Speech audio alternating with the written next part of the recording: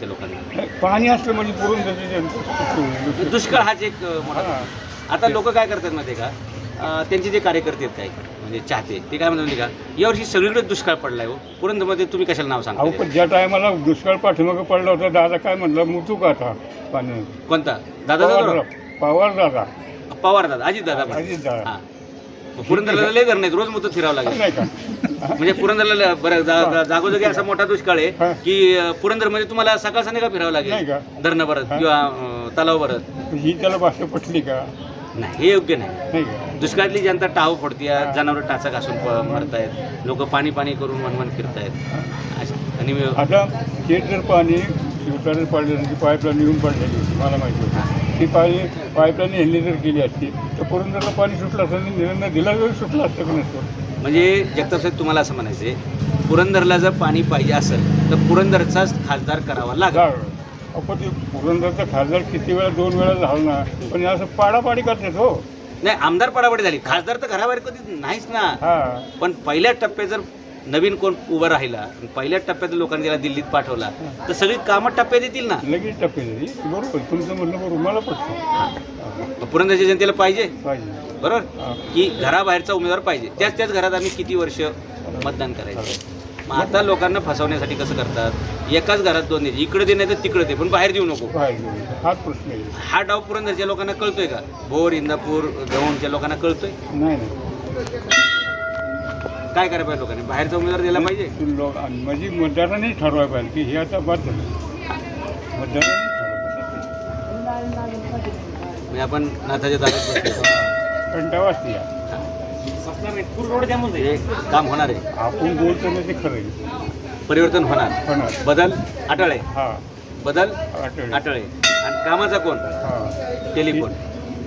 त्यांनी ओळखले कुणाला निवडून, कोणी? जनतेनं. नाही नाथाने ओळखले. नाथाने ओळख, म्हणून तर मी दारात बसलोय ना. नाही तर मला सांगा ना, मी माझ्यावर 5-50 लोक घेऊन नसतो आलो का वाजत गाजत, साहेब आले माझ्यावर काय दिसतंय का? असं कोण नाही, कशासाठी पाहिजे? देव आपल्याबरोबर आहे, लोक आपल्याबरोबर आहे, मग तामझाम कशाला पाहिजे? बरोबर ना. मित्रांनो, हे आहेत जगताप साहेब, ज्यांचं वय आहे आता जवळपास 90. गेले 50 वर्ष म्हणजे जवळपास तुम्हाला सांगतो 10 निवडणुका त्यांच्या आयुष्यात त्यांनी पाहिल्या की ज्यावेळी पुरंदरला पाणी देऊ असं म्हणत पुढे ढकलत गेलं. आजपर्यंत पुरंदरला पाणी मिळालेलं नाही. आणि पुरंदरला जर पाणी मिळावं असेल, पुरंदरच्या जनतेला वाटत असेल तर पुरंदरचाच नव्या उमेदीचा तरुण तडफदार खासदार झाला पाहिजे, असे त्यांच्या भावना आहेत. आणि सगळी पुरंदरची जनता या ठिकाणी उभी राहणारे पाठीशी. आणि पहिल्याच झटक्यामध्ये पुरंदरचा खासदार दिल्लीत आणि दिल्लीतून पाणी गल्लोगल्लीत असं नेमके आज बेलसर या ठिकाणची वार्षिक यात्रा आहे. शिवाजी महाराजांच्या आयुष्यातली पहिली लढाई यशस्वी होऊन स्वराज्याचं तोरण जिथं बांधलं गेलं त्याच गावातील या नागरिकांच्या भावना आहेत. अजून काय तुम्हाला बोलायचं? तुम्ही आतापर्यंत किती निवडणुका बघितल्या?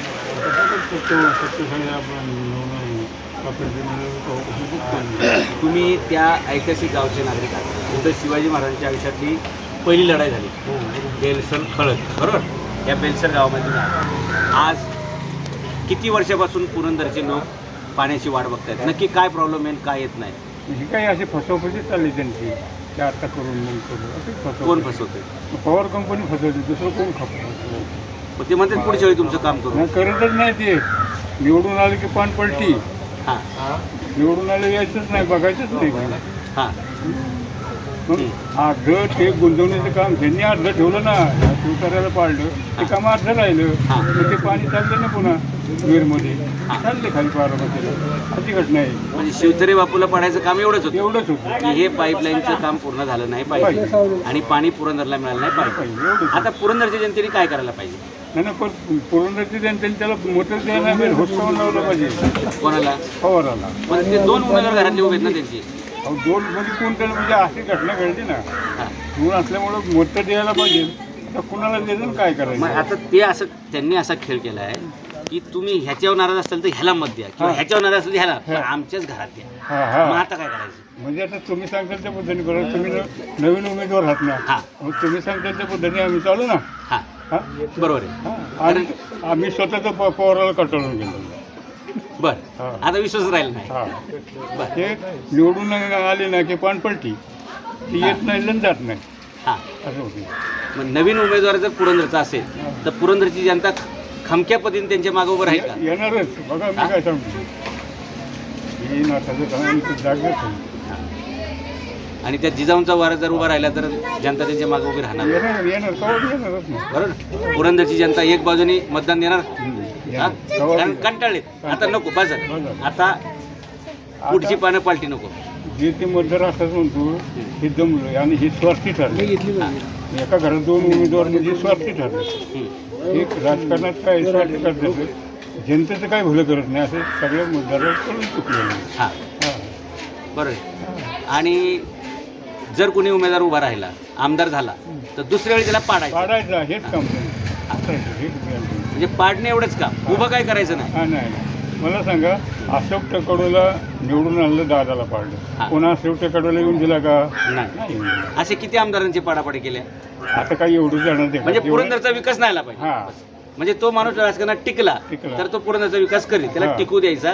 पण मला सांगा, दादाला रोड काय त्याला म्हणत आहे, कॅनलचं पाणी आम्ही मस्तानीला टाकतो आणि तिथनं उचलून पुरंदरला पाणी सोडतो. का नाही यांनी करून दिलं? कुणी करून दिलं नाही? ह्या पॉवर कंपनी. बरं. हां, त्या टायमाला दादा स्कीम होती ती कॅनलमधनं मस्तानीत पाणी टाकायचं. दादा हां, आणि तिथनं उचलून झेंडेवाडीत त्या वड्याला पाणी सोडून द्यायचं. हो, म्हणजे नॅचरली खाली खाली आलं असतं. फक्त तलावातून वर उचलून घाटात टाकायचं. नाही, ती स्कीम करूनच दिली नाही. शेवटी त्याला पाडलंच ना दादाला. म्हणजे पुरंदरला पाणी यायची वेळ आली की आमदार पाडणे. बरोबर ना? म्हणजे पुरंदरला 50 वर्षात याच्यामुळेच पाणी मिळू दिलेलं नाही. मग आता पुरंदरची जनता पाणी पाजणार का नाही? पाजायच पाहिजे. पुरंदरची शहाणा असेल तर पाजली पाहिजे ना. जे पैशाच्या पाठीमागे जातात ना ते नाही पाडणार. पैशाची लालूच दाखवते ती, म्हणून ते निवडून येते. पैसे आयुष्यभर पुन्हा थोडी येतात. अहो, हे विचार करणारे कमी माणसे जो असे कमी विचार. आपली मताची किंमत किती हे त्यांना कळा ना मला. असं म्हणजे लोकांना जगतासाहेब परिवर्तन पाहिजे, नवीन उमेदवार पाहिजे जो हे प्रश्न